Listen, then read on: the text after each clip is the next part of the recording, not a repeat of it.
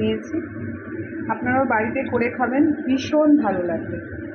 কচুরলতি চিংড়ি মাছ দিয়ে করব। নিয়েছি, ধুয়ে এটাকে সিদ্ধ করে জল ফেলে দিয়েছি। চিংড়ি মাছ কচুরলতি দিয়ে করার জন্য আমি কড়াইতে তেল দিয়েছি, তার মধ্যে অল্প কালো জিরে দিলাম।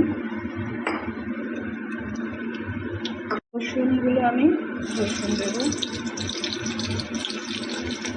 রসুনগুলো যে একটু ভাজা ভাজা হয়ে যাবে, আমি এর মধ্যে পেঁয়াজ দেব। পেঁয়াজগুলো এবারে ভালোভাবে নেড়ে এটাকে একটু লাল লাল হতে হবে। লতিগুলো জল ফেলে নেন, তাহলে আর এই লতি গলা ধরে না। পেঁয়াজগুলো খুব একটা লাল করবেন না, একটু জাস্ট ভাজা ভাজা হলেই তার মধ্যে আমরা যে চিংড়ি, সেই চিংড়ি মাছগুলো দিয়ে দেব। হয়েছে, এরপর আমরা লতিটা দিয়ে দিচ্ছি।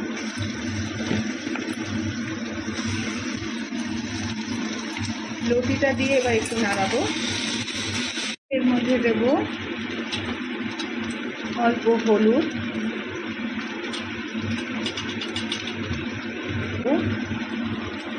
একটু লঙ্কা গুঁড়ো। আপনারা কাঁচা লঙ্কা দিয়েও করে খেতে পারেন, কিন্তু যেহেতু আমাদের একটুখানি ঝাল ভালো লাগে বা কাঁচা লঙ্কা বেটে এর মধ্যে দিয়ে আপনারাও করতে পারেন। এবার ভালো করে নাড়িয়ে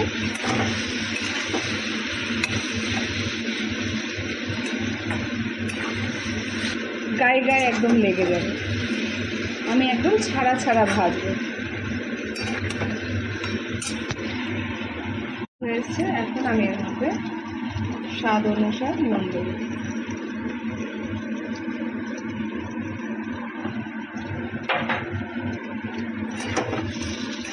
নুন দিয়ে একটু নাড়িয়ে দিলাম, ছেড়ে দিচ্ছি।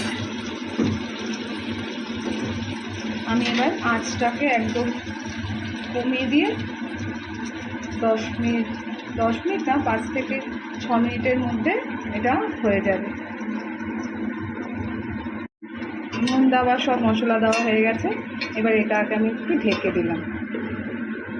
6 থেকে 7 মিনিট পর আবার আমি এটাকে দেখব। এরপর আবার চলে এসেছি, ঢাকনাটা খুললাম। ঢাকনাটা খুলে একটু নাড়াবো। দেখুন একটু রং হয়ে এসছে, সেদ্ধ হয়ে গেছে। একটু ভাজা ভাজা হলেই আমি নামাবো। এবার এটা একটু গ্যাসটা একটু জোরে করে এটাকে একটু ভাজা হবে। 5 মিনিট পরেই আমি এটাকে নামাবো। পর আসলাম, দেখুন একদমই হয়ে এসছে।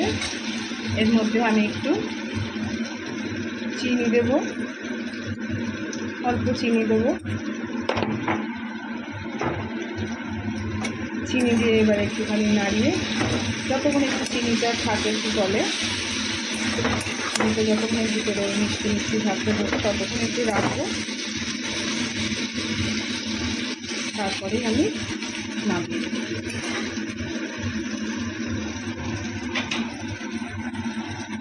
দেখুন আমার শুকনো লতি কি সুন্দর হয়ে গেছে, আর তেলও ছেড়ে দিয়েছে। এবার আমি এটাকে নামাবো। লতি কমপ্লিট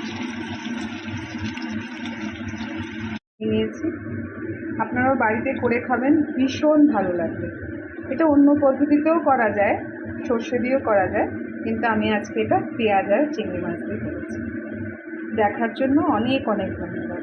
আপনারাও কিন্তু এটা করে খাবেন এবং আমাকে একটু লিখে পাঠাবেন কেমন হয়েছে, কেমন আর কিছু যদি একটুখানি করতাম, কেননা এটা আমার প্রথম ভিডিও। যদি কোনো ভুল হয়ে থাকে তাহলে আমাকে একটুখানি জানাবেন কমেন্টে। Thank you.